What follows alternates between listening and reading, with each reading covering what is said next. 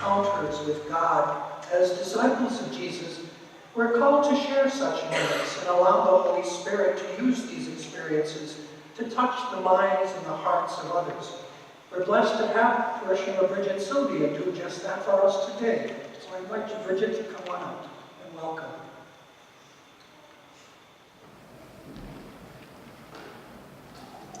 Hello, my name is Brigitte Silvia, and I've been asked to share my story, so here it goes.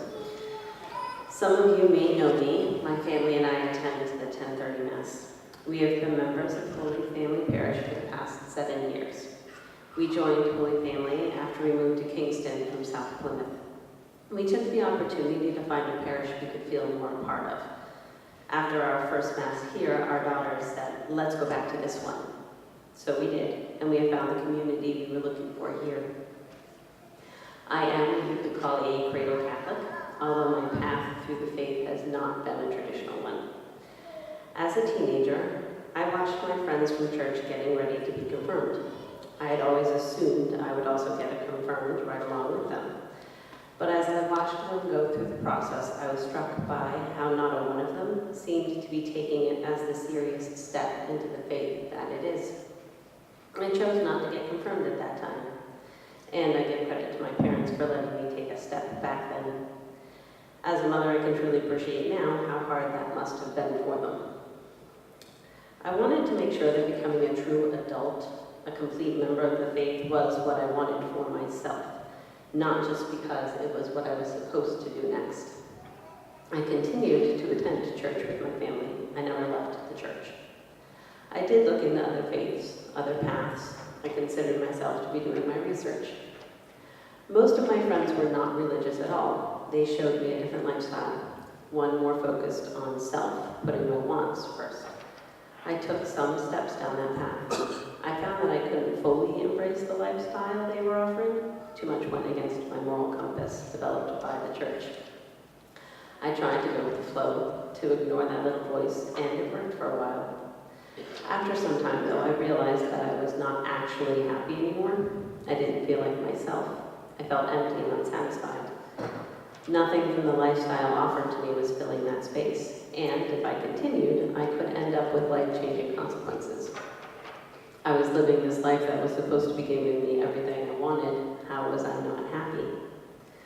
I did some reflection and tried to go back to when I was happier, more myself. Through God's intercession, I realized that I was missing the faith in my life. The community of the church, the guidance of the faith, that was when I was happy and comfortable with myself. When I was following Jesus, that is when I am being my true self. So I recommitted to be Catholic and started RCIA.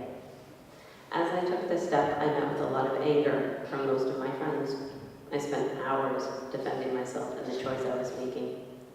I do not do well in confrontational situations, but during that time, I really did feel God speaking for me, giving me the right words to defend myself and the faith.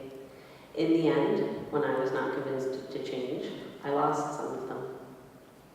I chose Jesus then to follow the path he set for us because I could see in my own life what he tells us. Your life cannot be complete without me. To choose Jesus once is wonderful, but you have to keep choosing him. Once is not enough. I have had to choose Jesus again and again with every health scare, every fork in the road, with every life change. Every time I think I know best, I have to remember to stop and ask God and actually listen for the answer. That is when it's most important, when the path is not the one we want or think we do. That is also the hardest part for me to remember, that God does know best. The best example of this is our family. Our two oldest children are Isabella, who is 13, and Emma, who is 11. After my pregnancies carrying them, I was done having children.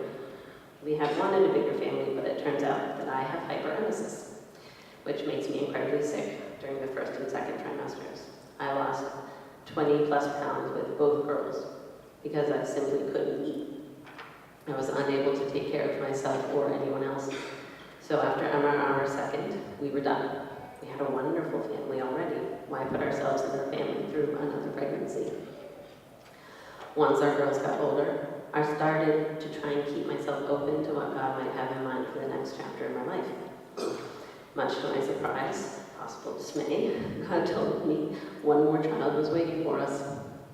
That was not what I had in mind, and I was very scared. But God kept at it, in the readings at Mass, stories from friends, and through more signs, maybe more than it should have taken. After quite a lot of prayer, we took that leap. Then it didn't happen right away. It took years of trying. We had to trust so much that this was the plan before we got to welcome our son Joshua, who is now 3. It wasn't my plan, but trusting that God knew better, we followed and found so much joy. Now our family is complete.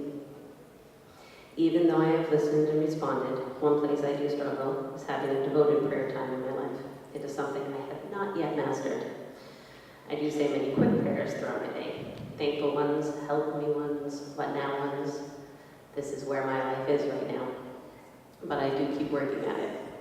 My relationship with Jesus is just that, a relationship. I have to keep talking and listening, or there isn't really a relationship there. One thing I can count on with Jesus is that I know he will always be there. I just have to listen. Thank you.